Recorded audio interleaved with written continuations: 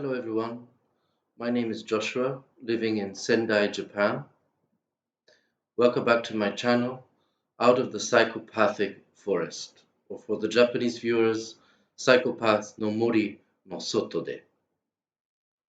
On this channel, I attempt to provide examples of psychopathic narcissistic abuse in my relationship of the past to help you recognize certain patterns in your own relationship, and if you do see similar patterns in your relationship, to get out as quickly and safely as possible. I haven't uploaded a video recently. The main reason for that is that I was visited by my godson from Germany. However, today he is in more northern Japan, having a little adventure. So I thought I would take this time to upload a video. Today's topic is the psychopathic narcissist and the car, the automobile. What happens when you get into the passenger seat of a car driven by a psychopath or a narcissist? I'll give you some examples from my relationship and see if you relate to any of these.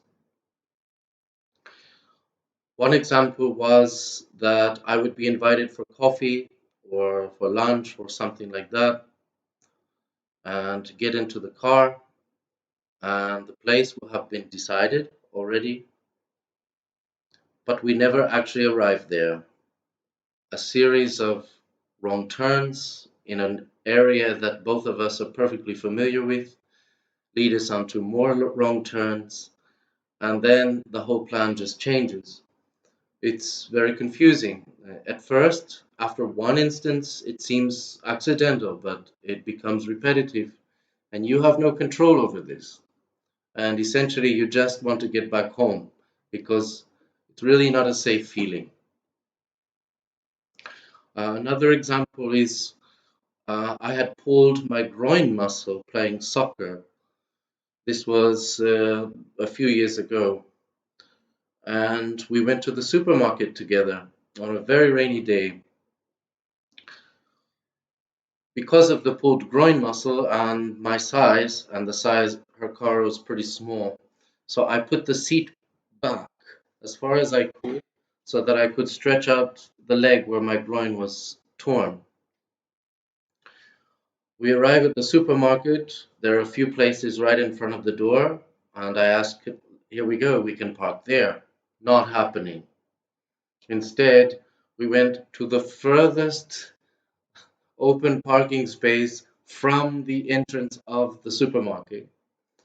And when I asked why we were doing that, she said, because you put you put my seat back without asking first. Clearly something wrong there. A person who loves you and cares for you is not going to cause you more harm or pain when you're already dealing with as much physical pain as you can possibly deal with. But I'd like to share with you, which were for me some much more traumatic events.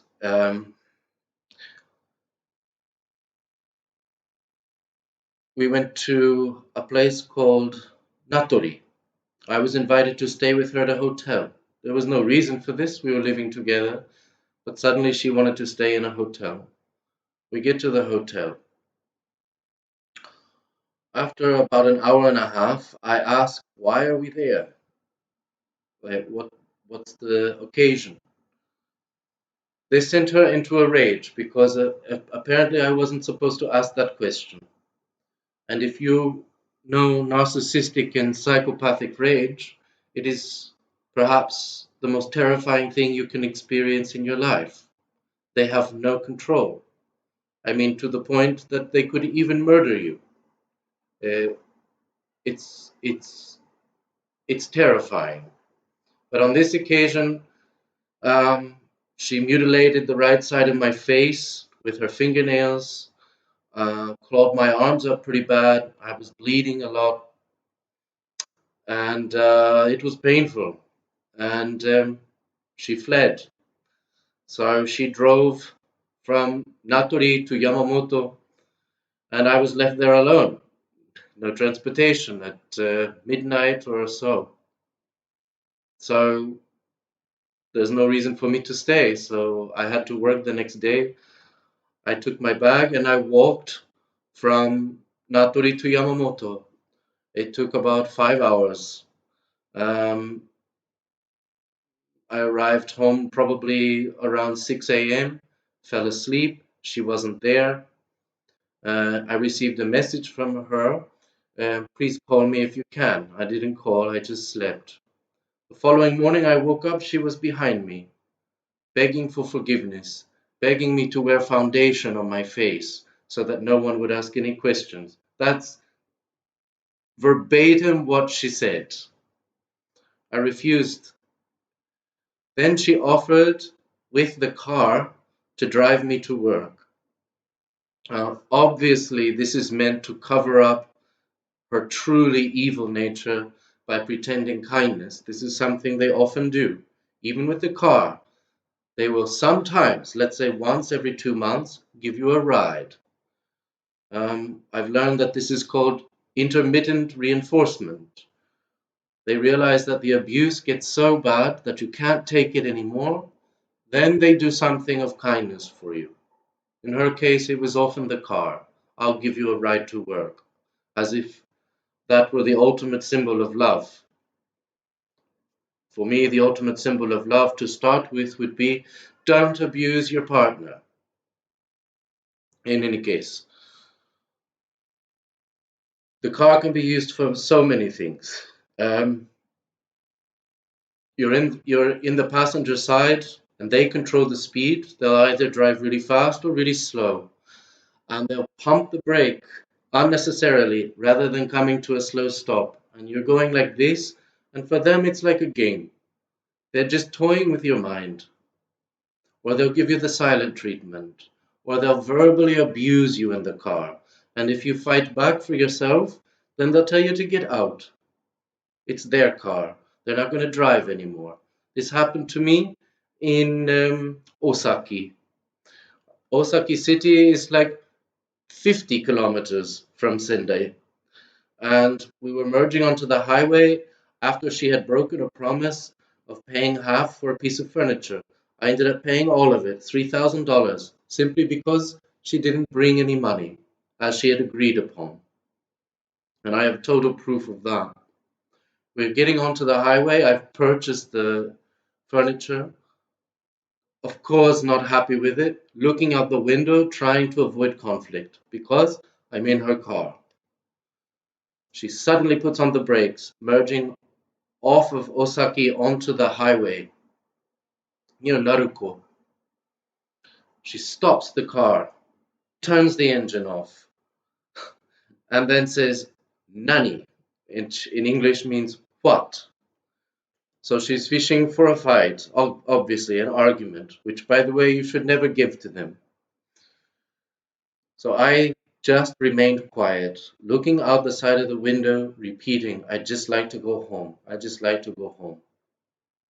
20 minutes pass, 30 minutes pass, and I know what she's threatening to do. She's threatening not to let me go home in that car. That that's terrifying. You're 50 kilometers away from home. You don't know where you are. And the person who says they love you is willing to drop you off on the side of the road and not think second about it. These people are truly dangerous. And most people in society don't have this experience. But for people who are watching this channel, who have experienced a relationship with a male or a female, in my case a female, who clearly has psychopathic tendencies or is just full-blown psychopath, you have to get out of that relationship. You can't make it work. They really are as evil and dangerous as your stomach is telling you they are. You don't want to believe it, but the longer you stay, the more dangerous it's going to get. Really dangerous. Get out of that relationship. Get out of that forest as quickly as you can. It's going to be tough, but once you do, I promise you, slowly you'll heal and you'll meet people that you deserve and that cherish you and love you and trust you for who you really are. Thank you very much for watching. This was a tough video, but I hope you made it to the end. Like, if you please, and subscribe and share this video with people who you feel may be in similar circumstances. Thank you so much.